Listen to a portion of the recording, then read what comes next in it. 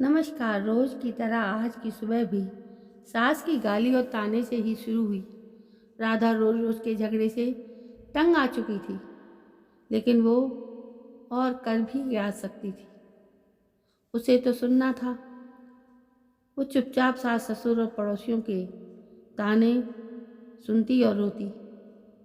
राधा की शादी राजेश के साथ 6 साल पहले हुई थी।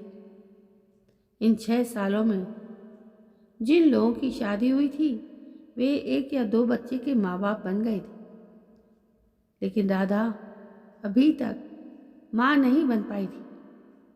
इसके चलते उसे बांझ जैसी उपाधि मिल गई थी। राह चलती औरतें भी राधा को तरह तरह के ताने देती और बांझ कहकर चिढ़ाती थी। राधा को ये सब कुछ बहुत खराब लगता था, लेकिन वो किस किस का मुंह बंद करती। आखिर वे लोग भी तो ठीक ही कहते हैं।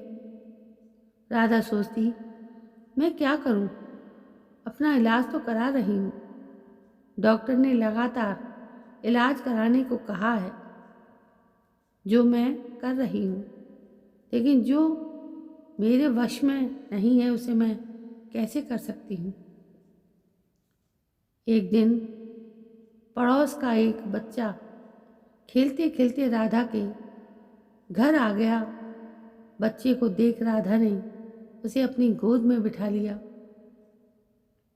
और उसे प्यार से चूमने लगी। जब सास ने राधा को दूसरे के बच्चे को चूमते हुए देखा तो वो बिफर पड़ी। वो उसकी गोद से बच्चे को छीनते हुए बोली, कलमुही, बच्चा पैदा करने की तो ताकत है नहीं, दूसरों के बच्चों से अपना मन बहलाती है। अरे तू क्यों डालती है अपना मनहूस साया दूसरों के बच्चों पर? तू तो इस बंजर जमीन की तरह है जहां फसल तो दूर घास भी उगना पसंद नहीं करती।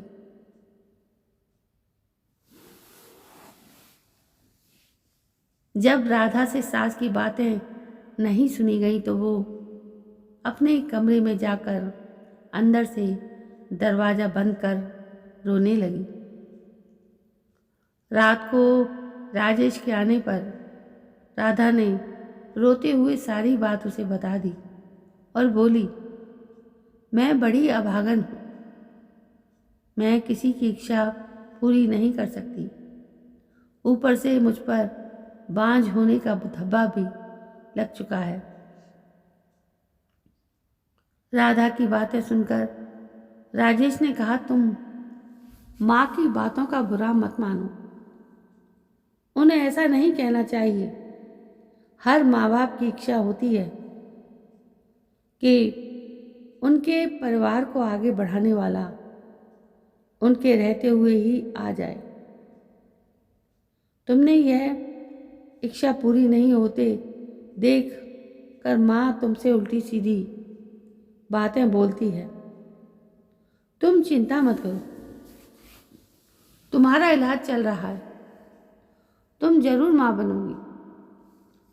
राधा बोली, मेरी एक सहेली थी, वो बहुत दिनों बाद माँ बनी थी। माँ बनने में देर होते देखकर जब उसने अपना इलाज कराया तो जांच में उसमें कोई कमी नहीं पाई गई थी। कमी उसके पति में थी। जब उसके पति ने इलाज कराया तभी वो माँ बन सकी।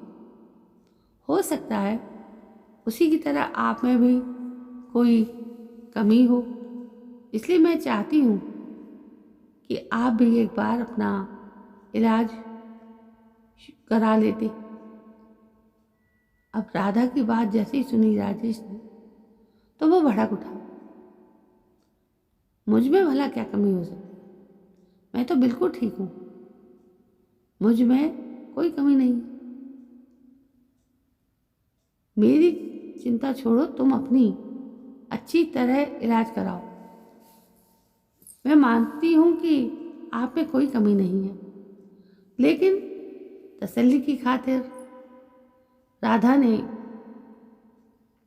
सलाह देने के ख्याल से ऐसा कहा, लेकिन राजेश ने उसकी बात को बीच में ही काट दिया। नहीं राधा, तसल्ली वगैरह कुछ नहीं। मैंने कहा ना कि मुझ में कोई कमी नहीं है। राजेश ने उसे डांट दिया। पति के भड़के मिजाज को देख राधा ने चुप रहना ही उचित समझा। शहर के बड़े से बड़े डॉक्टर से तो उसका इलाज शुरू हुआ था, फिर भी उसकी कोख सुनी ही रही। डॉक्टर ने जांच के दौरान उसमें कोई कमी नहीं पाई। देखो राधा, रिपोर्ट देखने के बाद तुम में कोई कमी नजर नहीं आती। शायद तुम्हारे पति में कोई कमी होगी। तुम एक बार उसे भी इलाज कराने की सलाह दे दो। डॉक्टर ने उसे समझाया। अब राधा को पूरा भरोसा हो गया था कि जब उसकी कमी नहीं है, राधा की माँ बनने के लिए कमी उसके पति में ही है, लेकिन उसे कौन समझे। उसे राजेश के गुस्से से भी डर लगता था। एक दिन किसी ने राधा की सास को बताया कि उसके पास के गांव में मंदिर है, मंदिर में एक बाबा रहते जिसकी दुआ से हर किसी का दुख दूर हो जाता है। सास ने यह बात अपने बेटे राजेश को बता दी और राधा को बाबा के पास भेजने को कहा। रात को राजेश ने राधा से कहा, कल तुम मंदिर चली जाना। जमीन से ठीक है, मैं चली जाऊंगी, लेकिन मैं डॉक्टर के पास गई थी।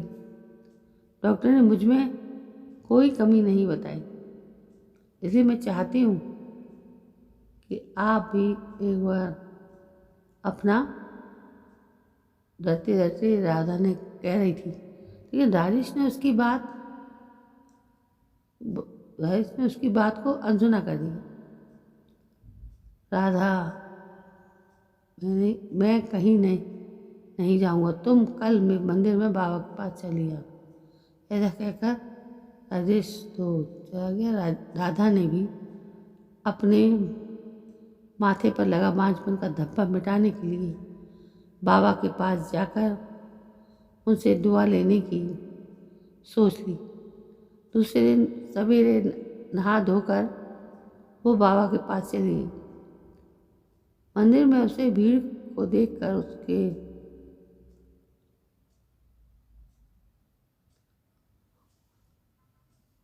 उसे भरोसा हो गया कि वो बाबा की दुआ पाकर माँ बन सकती है। राधा बाबा के पैरों पर गिर पड़ी और कहने लगी, बाबा मेरा दुख दूर करें। मैं 6 साल से बच्चे का मुंह देखने के लिए तड़प रही हूँ। उठो बेटी, निराश मत हो।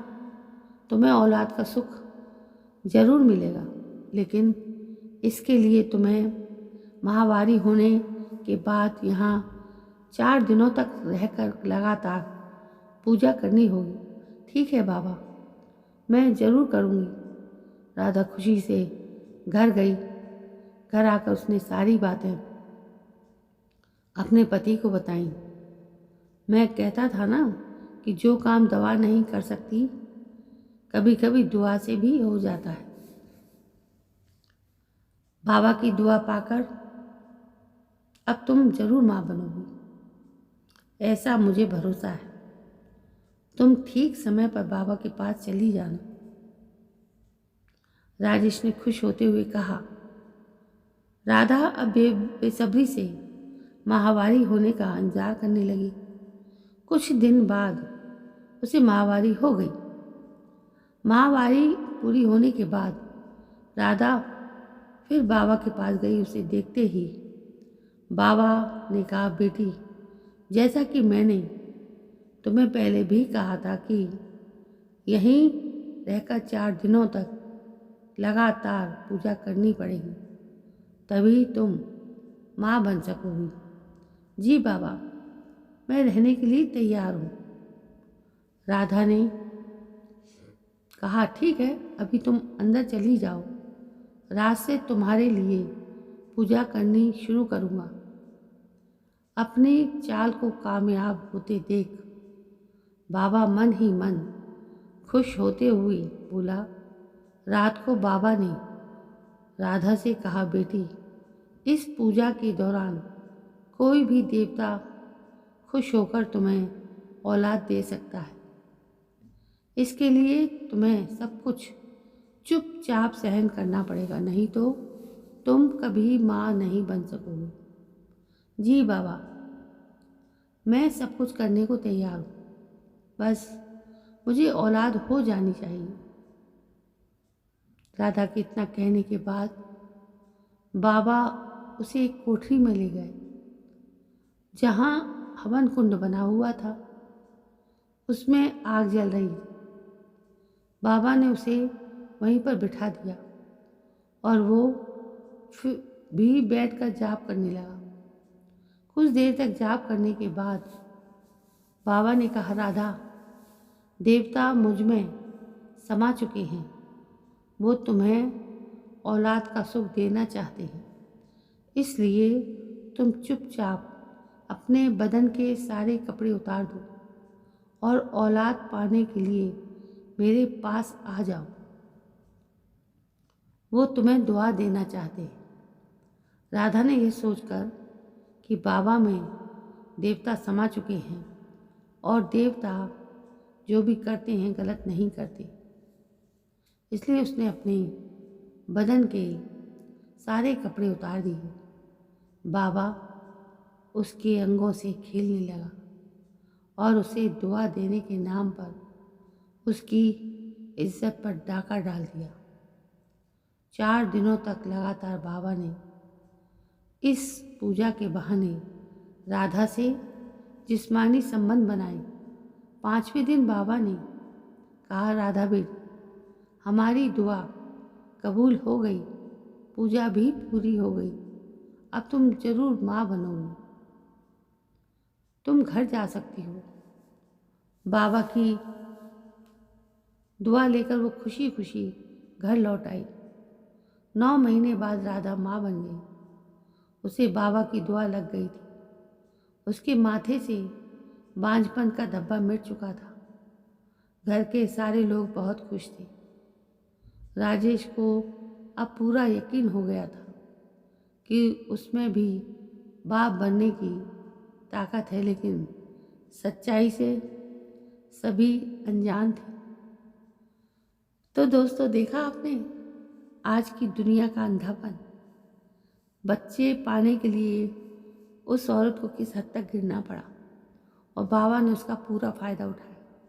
लेकिन घर वालों ने ये ठीक नहीं समझा कि आदमी का इलाज कराए, बल्कि उस आदमी ने ये ठीक समझा कि अपनी पत्नी को बाबा के पास भेजकर उसे माँ बना दिया। दोस्तों, ऐसी धूर्त कहानियाँ दुनिया में हैं जो हमें ये सिखाती हैं कि हमें कभी भी अंधा भक्त नहीं बनना है किसी का। दोस्तों, ये कहानी आपको कैसी लगी? यदि कहानी पसंद आई हो तो प्लीज़ मेरे इस चैनल को सब्सक्राइब जरूर करें, लाइक करें, शेयर करें और कमेंट भी करें। कल मैं फिर हाजिर होती हूँ। तब तक के लिए जय हिंद, वंदे मातरम।